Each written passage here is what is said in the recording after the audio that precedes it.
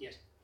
Kaixo, gu robotikako lau ikasle gea, eta pasadan urtean Erasmusekin proiektu bat ingenuen Italiako beste ikasle batzuekin, eta izena zuen estazione meteorologikoa.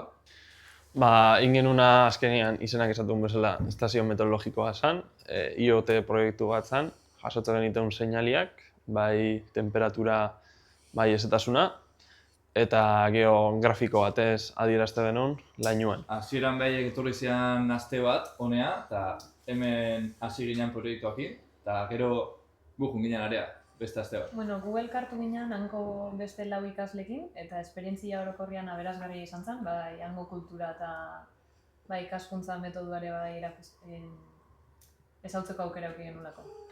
Esperientzi polit bat izan zen, azkenean leku diferente bat bai bisitau genuen, eta aukera alin bakazue ez du dauda apuntau.